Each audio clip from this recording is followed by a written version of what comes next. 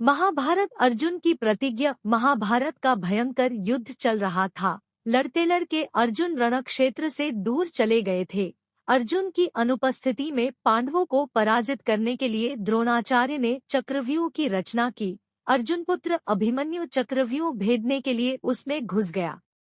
उसने कुशलतापूर्वक चक्रव्यूह के 6 चरण भेद लिए, लेकिन 7वें चरण में उसे दुर्योधन, जयद्रथ आदि 7 महारथियों ने घेर लिया और उस पर टूट पड़े। जयद्रथ ने पीछे से निहत्थे अभिमन्यु पर जोरदार प्रहार किया। वह वार इतना तीव्र था कि अभिमन्यु उसे सहन नहीं कर सका और वीरगति को प्राप्त हो गया। अभिमन्यु की मृत्यु का समाचार सुनकर अर्जुन क्रोध से पागल हो उठा। उसने प्रतिज्ञा की कि यदि अगले दिन सूर्यास्त से पहले उसने जयद्रथ का वध नहीं किया तो वह आत्मदाह कर लेगा। जयद्रथ भयभीत होकर दुर्योधन के पास पहुंचा और अर्जुन की प्रतिज्ञा के बारे में बताया। दुर्योधन उसका भय दूर करते हुए बोला, चिंता मत करो मित्र, मैं और सारी कौरव सेना तुम्हारी रक्षा करेंगे। अर्जुन कल तुम तक नहीं पहुंच पाएगा, उसे आत्मदाह करना पड़ेगा। अगले दिन युद्ध शुरू हुआ। अर्जुन की आंखें जयद्रथ को ढूंढ रही थी, किंतु वह कहीं नहीं मिला। दिन बीतने लगा। धीरे धीरे अर्जुन की निराशा बढ़ती गई। यह देख श्री कृष्ण बोले, पार्थ, समय बीत रहा है और कौरव सेना ने जयद्रथ को रक्षा कवच में घेर रखा है।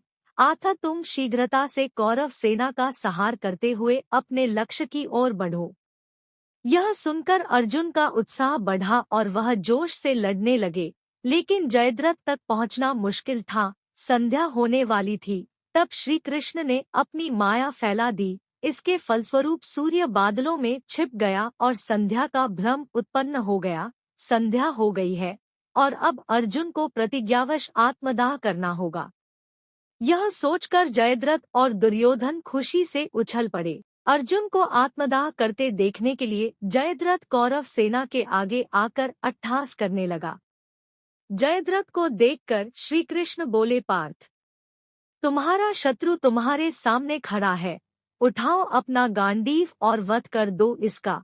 वह देखो अभी सूर्यास्त नहीं हुआ है। यह कहकर उन्होंने अपनी माया समेट ली। देखते ही देखते सूर्य बादलों से निकल आया। सबकी दृष्टि आसमान की ओर उठ गई। सूर्य अभी भी चमक रहा था।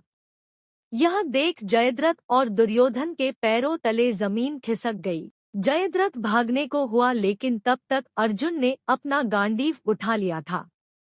तभी श्री कृष्ण चेतावनी देते हुए बोले, हे अर्जुन, जयद्रथ के पिता ने इसे वरदान दिया था कि जो इसका मस्तक जमीन पर गिराएगा उसका मस्तक भी 100 टुकड़ों में विभक्त हो जाएगा। इसलिए यदि इसका सिर जमीन पर गिरा तो तुम्हारे सिर के भी 100 टुकड़े हो जाएंगे। हे पार्थ, उत्तर दिशा में यहाँ से 100 योजन की दूरी पर जयद्रथ का पिता तप कर रहा है।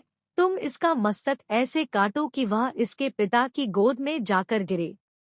अर्जुन ने श्री कृष्ण की चेतावनी ध्यान से सुनी और अपनी लक्ष्य की ओर ध्यान कर बाण छोड़ दिया। उस बाण ने जयद्रथ का सिर धड़ से अलग कर दिया और उसे लेकर सीधा जयद्रथ के पिता की गोद में जाकर गिरा। जयद्रथ का पिता चौंक कर उठा तो उसकी गोद में से सिर जमीन पर गिर गया। सिर के जमीन पर गिरते ही उनके सिर के भी 100 टुकड़े हो गए। इस प्रकार अर्जुन की प्रतिज्ञा पूरी हुई।